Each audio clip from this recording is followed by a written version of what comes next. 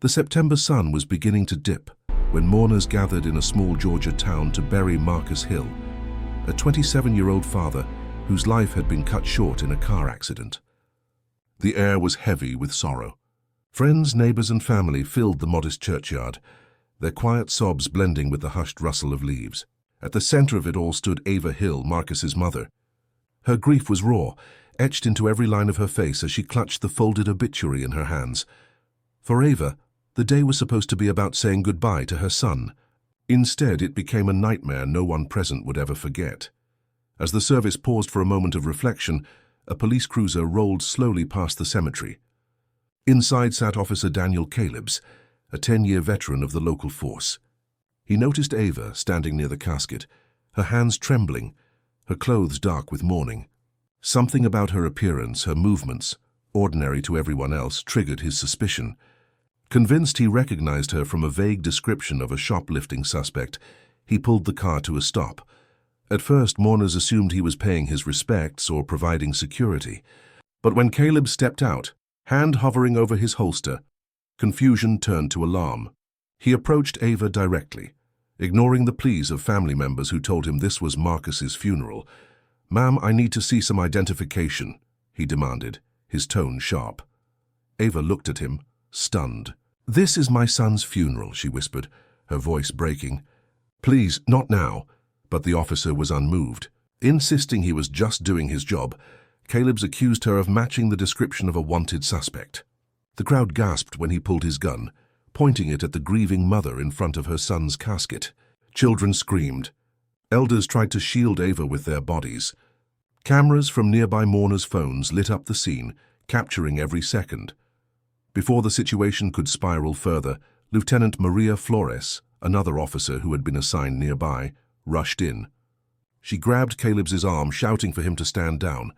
For a tense moment, it looked as though the two officers might struggle with weapons drawn. Then Flores managed to lower his gun, pulling him aside as the crowd erupted in fury.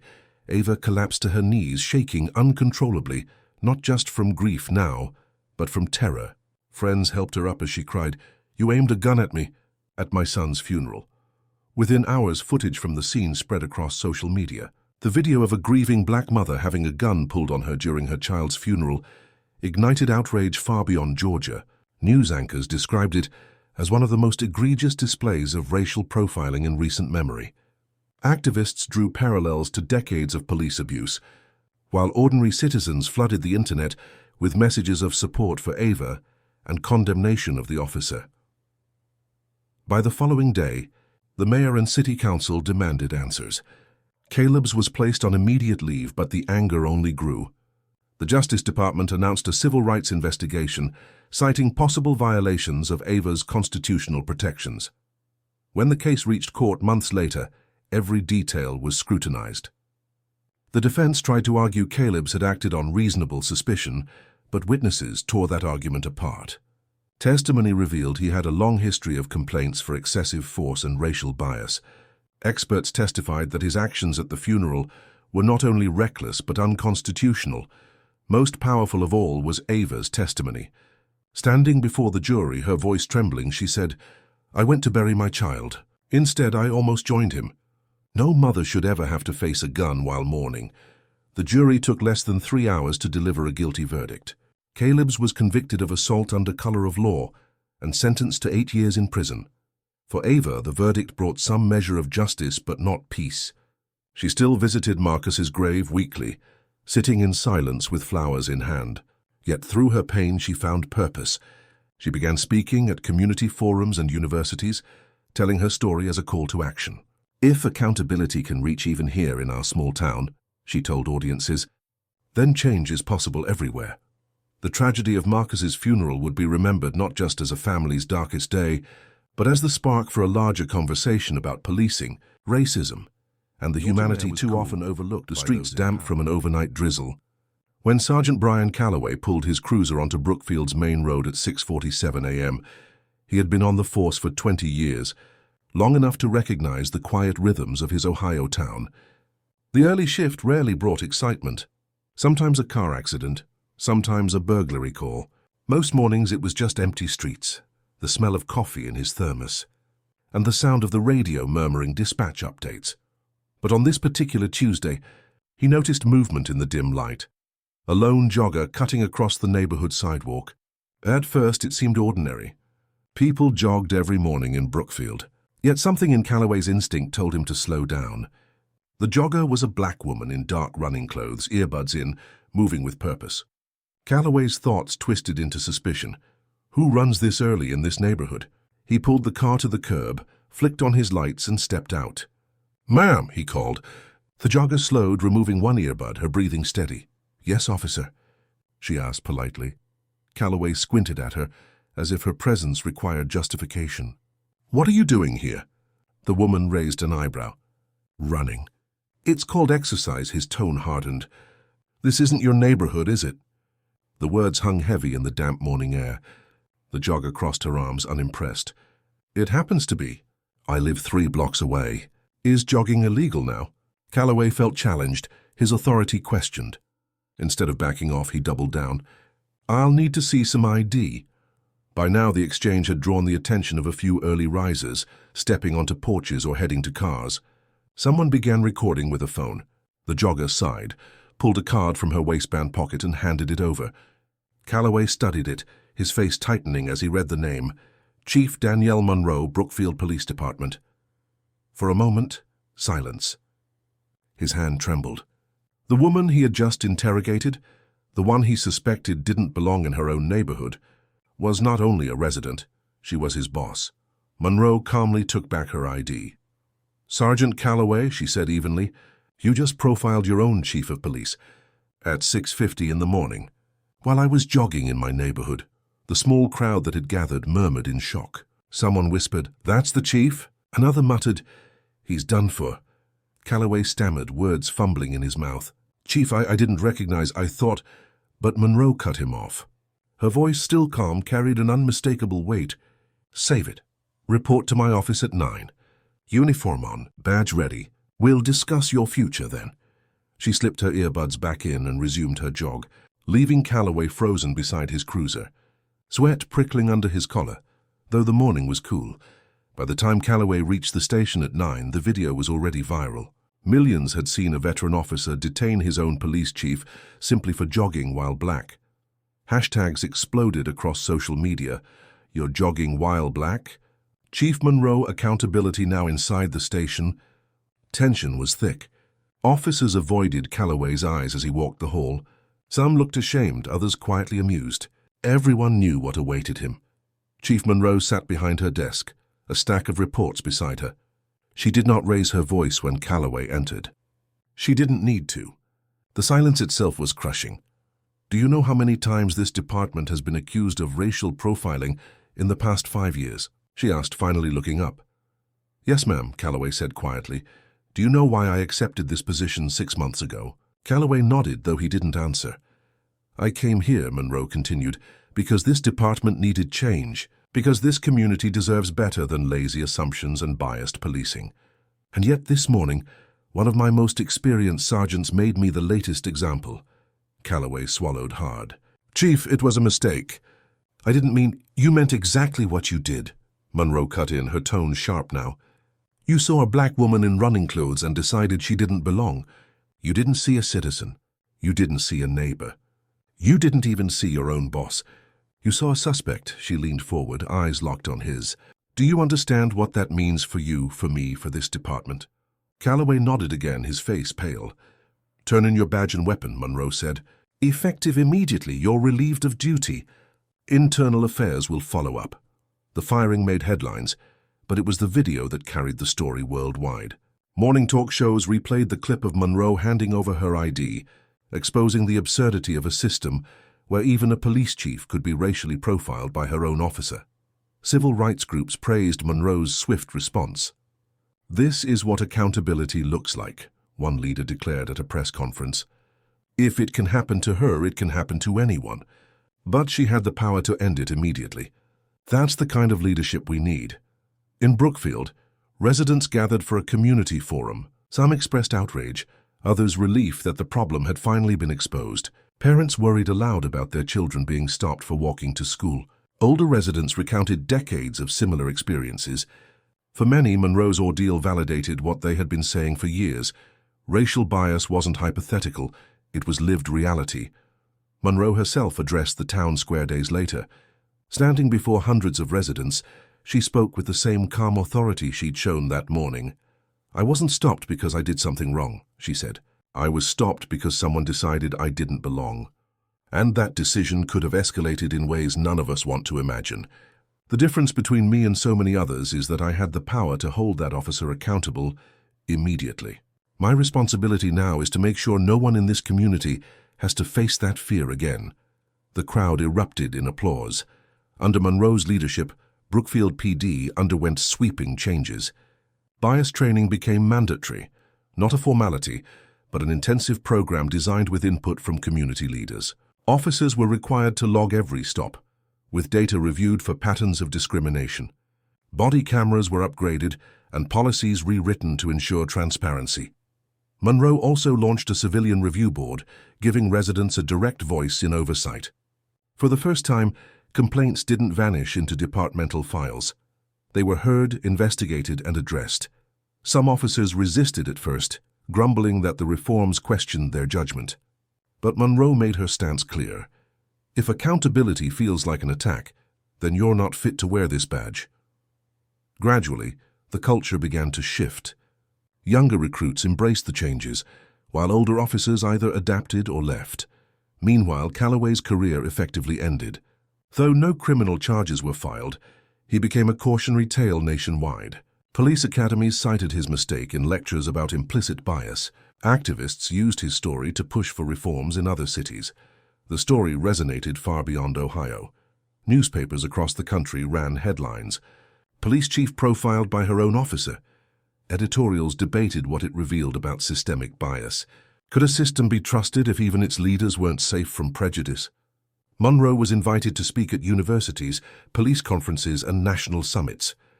Her message was consistent. Change isn't optional. It's survival. For communities, for officers, for trust. She emphasized that accountability wasn't about punishing individuals.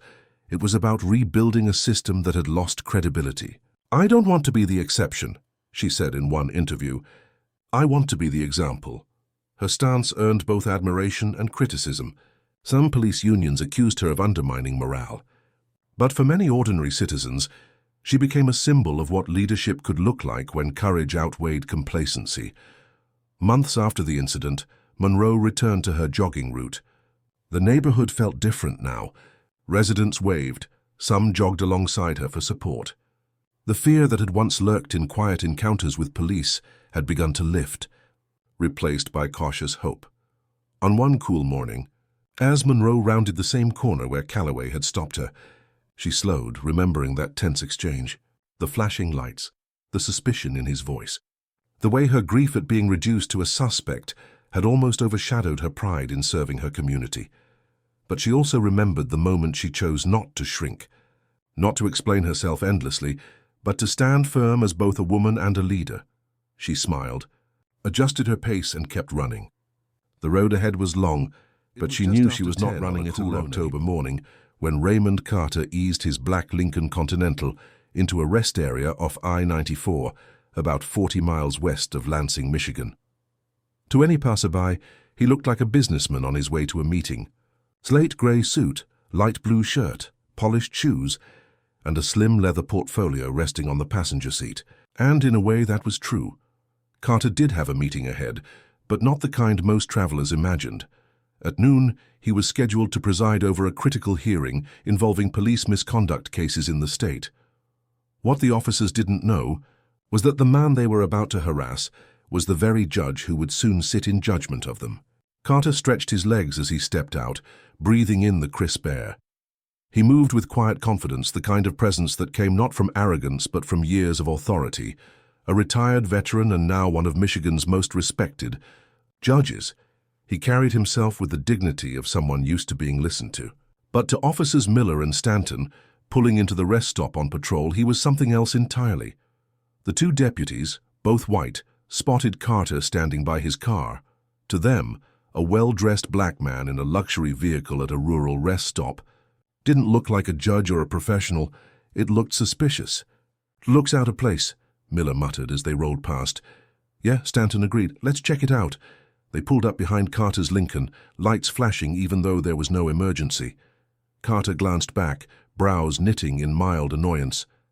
He had dealt with stops like this before.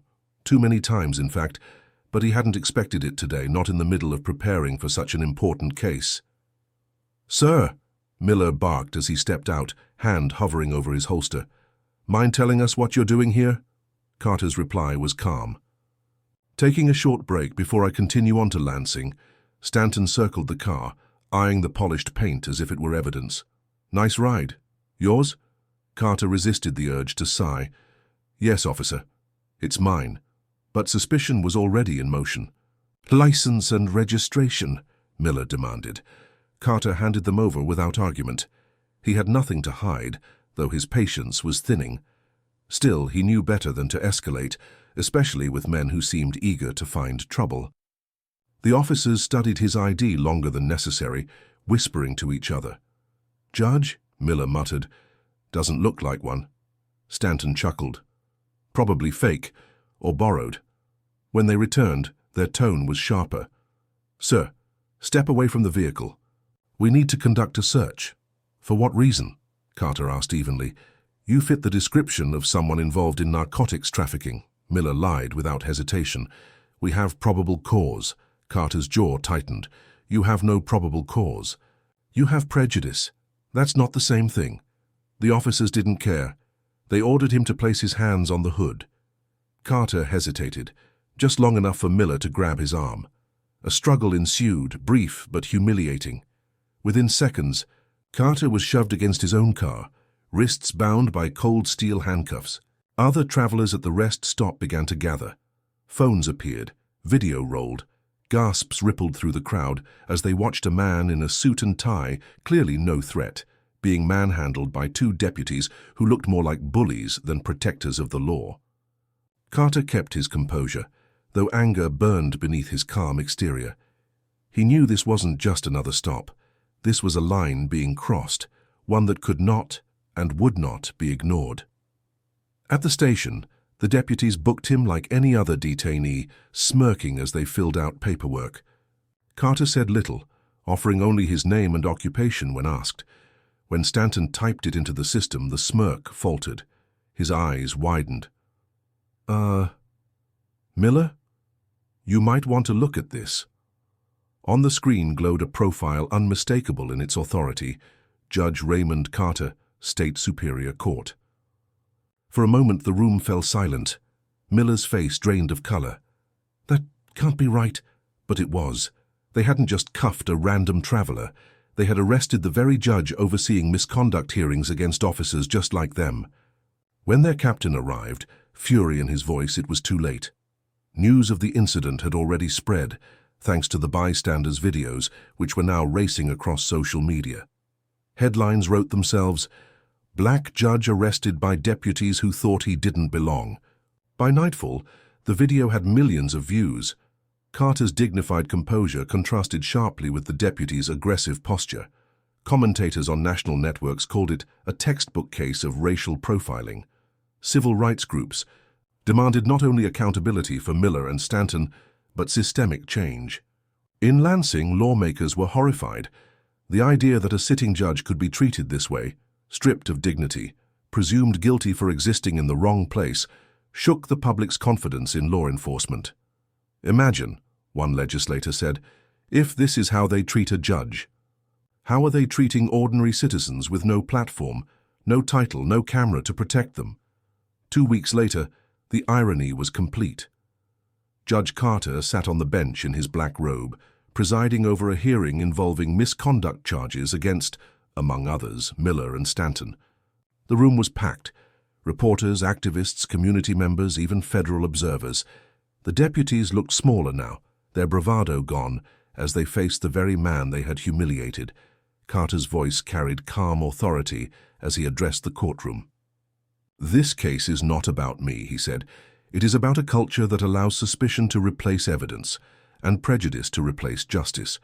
What happened at that rest stop is a symptom of something larger, something this court cannot ignore." Witnesses testified. The bystanders who had filmed, experts on racial profiling, and department officials who admitted privately that Miller and Stanton had a history of complaints. Patterns emerged: stops targeting minorities, searches without cause, intimidation disguised as policing. The defense tried to argue misunderstanding. They claimed Carter matched a description, but the video told the truth. There had been no description, no real suspicion, just bias. In his ruling, Carter did not raise his voice, but every word struck with precision. Law enforcement exists to protect, not to harass, to serve, not to profile. When officers forget this duty, they betray not only individuals, but the very system they represent. This court finds Deputies Miller and Stanton guilty of misconduct and abuse of authority. Both men were stripped of their badges, barred from future law enforcement work, and referred for federal civil rights investigation. The case sent shockwaves far beyond Michigan. Police academies revised training manuals. Departments nationwide reviewed stop-and-search policies. Legislators pushed for stronger accountability mechanisms, citing the Carter case as proof of systemic flaws. Judge Carter, though reluctant at first, became a national figure. He spoke at legal conferences, community forums, and universities. "What protected me wasn't my robe," he told one audience. "It was the cameras, it was the witnesses, it was accountability. Without that, I might have been another nameless victim of a system that too often fails the people it swore to serve." Civil rights leaders hailed the moment as a turning point. For once, accountability had been swift, undeniable, and public. The image of a black judge in handcuffs, juxtaposed with the same judge later sentencing his abusers, became a symbol of both injustice and hope. Months later, Carter returned to that same rest stop on a quiet drive. He parked in the same spot, stood for a moment in the autumn air, and reflected on how a simple stop had unraveled into a national conversation. He thought of the humiliation, of cold handcuffs, the sting of being reduced to a stereotype. But he also thought of the resilience that followed, the wave of change sparked by that morning's injustice. As he slid back into his car, he whispered to himself, "Justice doesn't stop at the courthouse door. It begins the moment someone decides dignity matters." And with that, Judge Raymond Carter drove on, carrying not just his portfolio of legal documents, but the weight of a story that had already begun to reshape the very system. Was the color of ash, a heavy gray that seemed to mourn with the families who walked among the rows of white headstones. General Ava Roster had attended countless funerals in this place, folding flags, saluting caskets, comforting parents who would never see their children again. But today was different. This casket held her son. Sergeant Alex Roster, just 29, had been killed by an IED on a patrol in Fallujah. Ava wore her full-dress uniform because Alex had once told her, "Mom, when it's my time, I want to see you standing there in your stars." She honored his request. From the outside, she looked every bit the fortress, a 3-star general. Polished medals across her chest, but inside she was shattered. As the black SUV carrying her family pulled up to Section 60, Ava noticed a patrol car idling crookedly nearby. A local officer, sunglasses on despite the cloud cover, paced beside it. He wasn't part of the honor guard, just traffic detail. Yet, when his gaze landed on her, something changed. "Ma'am," he barked, hand resting on his pistol, "I need to see some ID." Ava blinked, stunned. "I'm General Ava Roster. I'm here for my son's funeral." "Stop right there," the officer snapped, voice rising. Incredibly, he drew his gun, leveling it at her chest. Gasps rippled through the mourners. Children were pulled back. Soldiers froze in disbelief. Ava lifted her hands slowly, her voice calm but firm. "I am unarmed. This is my uniform. You are making a terrible mistake." But Officer Caleb's didn't lower his weapon. On the ground, now. 30 years of military training flooded Ava's instincts. She had stared down enemies in war zones, but never imagined her own country would aim a gun at her. Least of all here, at her son's grave. She began to kneel not out of fear, but to protect the others around her. Marcus Cole, Alex's godfather, and Ava's fellow veteran, stepped forward. "That is General Roster. Put the weapon down. Back off." Caleb swung the gun toward Marcus. Lena, Ava's sister, began to sob. The honor guard held their ground, tense but restrained by protocol. The air was razor-sharp with dread. Finally, Lieutenant Maria Flores, another officer directing traffic nearby, sprinted into the scene. "Caleb's, holster your weapon!" That's a 3-star general. When he refused, she struck his arm, sending the pistol clattering to the ground. In seconds, other officers restrained him, but the damage was done. Mourners stood frozen in horror. Ava remained on her knees, hands still raised, her son's casket waiting behind her. The funeral had been transformed into a spectacle of fear and humiliation, and as bystanders' phones recorded everything, the image of a general with her hands up spread across the world before the service could even resume. By afternoon, the videos had millions of views. Headlines blared, "Cop draws gun on grieving general at Arlington." Civil rights leaders denounced it as more than a mistake. It was a mirror of systemic prejudice. Ava herself spoke little at first. Shaken, she retreated to her sister's home, trying to mourn in private. But silence couldn't shield her. Letters poured in from Gold Star families. "I'm sorry the uniform didn't protect you." Veterans protested outside police headquarters with signs reading, "She served." He drew a gun. The police department's initial statement, a bland notice of an incident under investigation, only stoked fury. Politicians, generals, and grieving parents demanded answers. A senator called it a national disgrace. This wasn't just about one officer, a retired general said on live television. This was about seeing a decorated leader not as a mother, but as a threat. 6 months later, accountability came in the form of a packed federal courtroom. Rows of veterans in uniform filled the benches. Journalists crowded the aisles. Ava arrived in civilian clothes, choosing not to hide behind her rank. The prosecution began with the video. On the screen, Caleb's voice thundered, "Hands where I can see them!" The image of Ava, dignified yet vulnerable, kneeling at her son's funeral, silenced the room. Witnesses followed. Lieutenant Flores testified, "He refused to listen. I had to knock the weapon away." Marcus described his helpless rage. Experts laid out Caleb's record. 9 prior complaints for excessive force, one eerily similar involving a Black Army Reserve officer. The defense insisted Caleb's had acted on instinct, perceiving a threat. But the jury wasn't swayed. The facts were plain. There had been no threat, only bias. When Ava took the stand, her voice was steady. "I didn't come here for revenge. I came for accountability.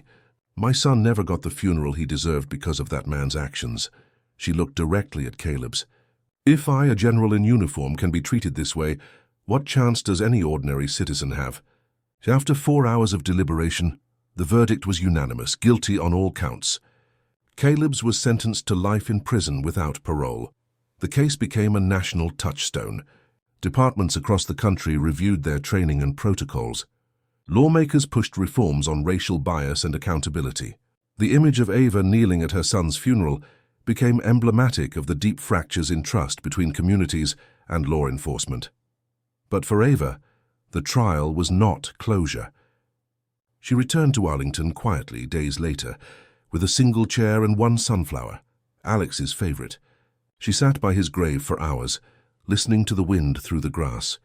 "This day was supposed to be about my son," she had said during the trial. Instead, it became about an officer's gun. "But I will not let that be the final word. Alex's name will not be lost to this tragedy." In speeches to military families and in closed-door meetings with lawmakers, Ava repeated the same haunting truth. "He saw my skin before he saw my stars." Her words echoed far beyond the courtroom. They were quoted in newspapers, carved into protest signs, taught in seminars on justice and bias. And though Ava carried her grief in silence most days, she understood that Alex's final gift to her was unchosen but powerful. His funeral had forced the country to confront an uncomfortable reflection of itself. She was still a general, still a mother, still a woman who had given everything for her country. But now she was also something more, a voice reminding America that dignity and justice must never be conditional. Clouds hung low over Arlington National Cemetery, their grey edges softened by a faint autumn breeze. It should have been a sacred day of remembrance, nothing more. The honor guard was in formation, rifles polished to gleam, the casket draped in the American flag waiting for final rites. General Ava Roster moved with measured steps, her uniform crisp, her medals catching the dull light. To the world, she was a 3-star general. one of the highest-ranking women in the US military, but today she was only a mother. Inside that casket lay Sergeant Alex Roster, her only son, killed by an IED in Iraq just weeks earlier. She had buried comrades before.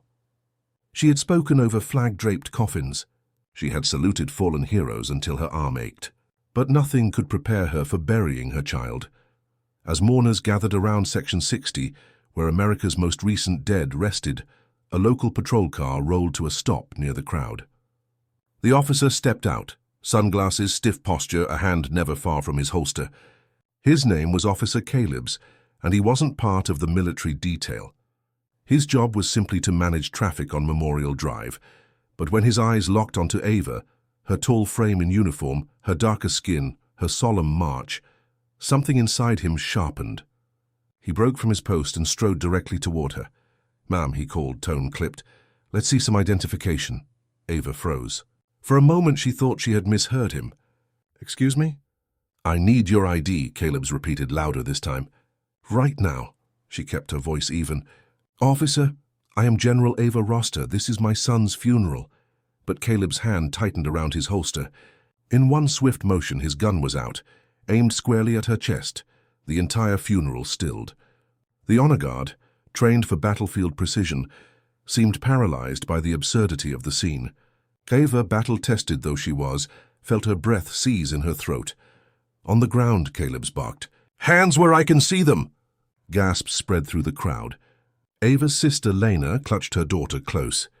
Marcus Cole, Alex's godfather and a retired Marine, took a step forward. "That's General Roster," he said firmly. "Put that weapon away. Back off."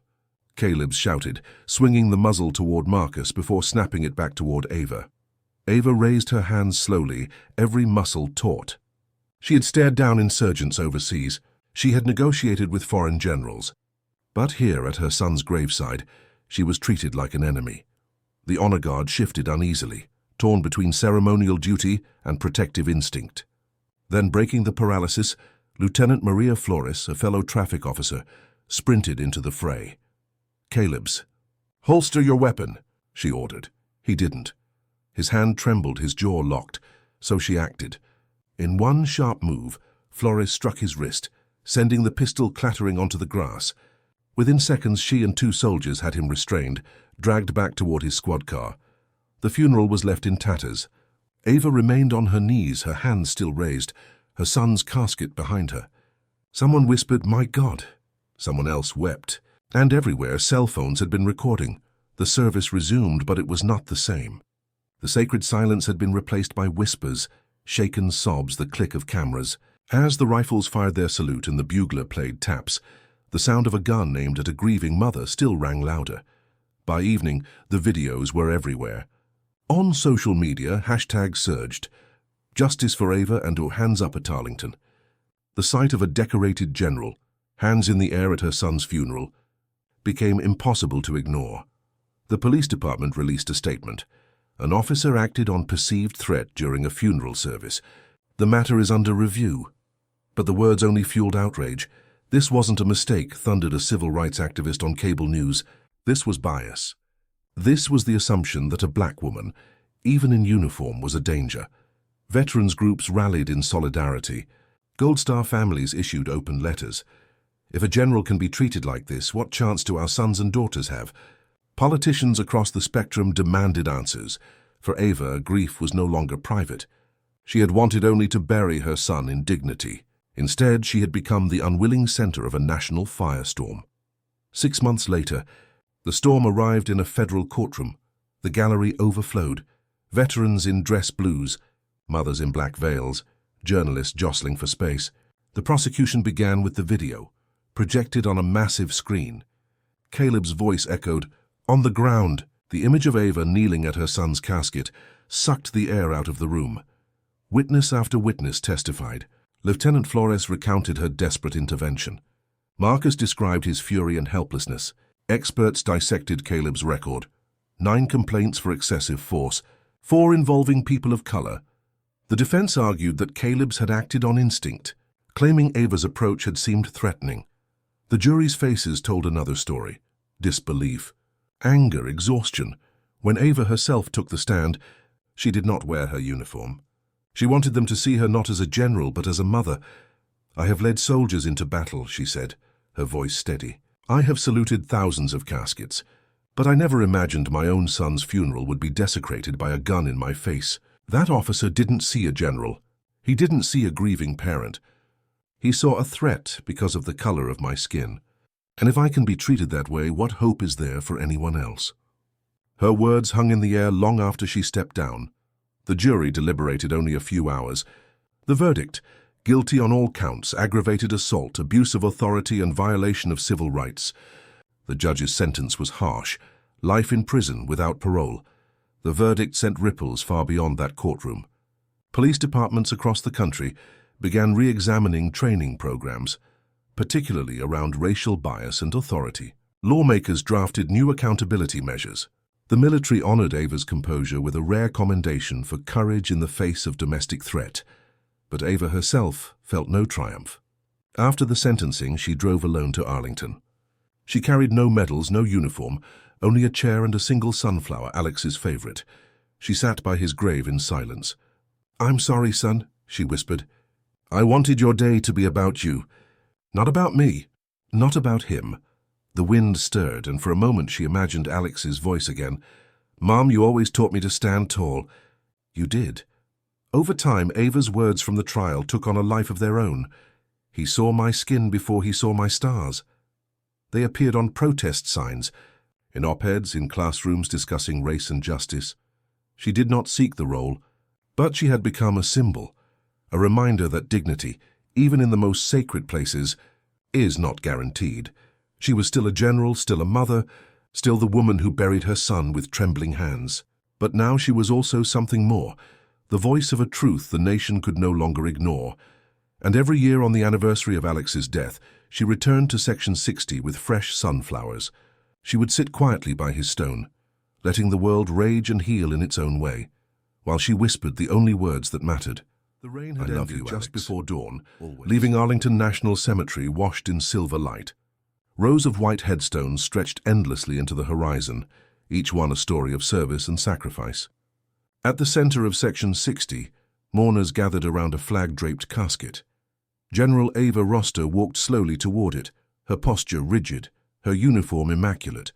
She had attended countless funerals, saluted countless coffins, but this was different. Inside the casket lay her son, Sergeant Alex Roster, killed weeks earlier in Iraq. She was a 3-star general, a woman who had commanded thousands. Yet at that moment she was only a mother, trembling as she prepared to bury her child. The ceremony was meant to be solemn, but silence fractured when a local police officer stepped from his patrol car nearby. Officer Caleb's was not part of the honor guard. His job was only traffic control. Yet when he saw Ava, something shifted. "Ma'am, I'll need to see some ID," he barked, hand already on his holster. Ava blinked, stunned. "This is my son's funeral. I am General Ava Roster, on the ground." "Hands where I can see them." Gasps broke through the crowd as Caleb's drew his weapon and leveled it at her chest.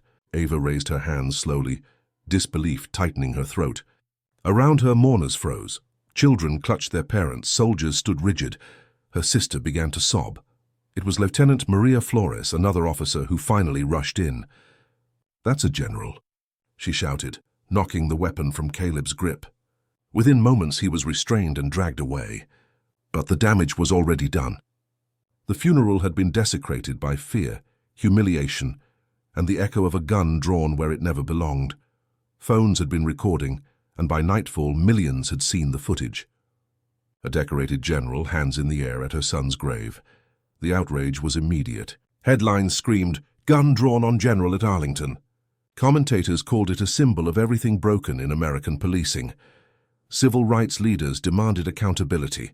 Veterans groups rallied with signs, "She served." He drew a gun. Politicians scrambled to respond. Through it all, Ava stayed silent, mourning privately. But letters poured in from mothers, soldiers, and citizens alike. "You shouldn't have to raise your hands in uniform." 6 months later, the reckoning arrived in a federal courtroom. The video played on a screen so large, every tremor in Ava's raised hands was visible. The jury sat in heavy silence. Witnesses spoke. Lieutenant Flores about her intervention. Marcus Cole about the rage he felt as Alex's godfather. Experts about Caleb's history of excessive force. The defense argued instinct and fear, but when Ava herself testified, she cut through every excuse. "I buried my son that day," she said, voice steady but raw. "And instead of honoring him, I was treated like a criminal. That officer didn't see my stars. He saw only my skin. If this can happen to me, what does it mean for anyone else?" The jury returned swiftly, guilty on all counts. Caleb's was sentenced to life in prison. The verdict rippled across the country. Departments re-examined training. Lawmakers pushed reforms. Ava's words were quoted on protest signs and in classrooms. "He saw my skin before he saw my stars." Yet for Ava, the trial brought no closure. A week later, she returned alone to Section 60. She carried a chair and a single sunflower, Alex's favorite.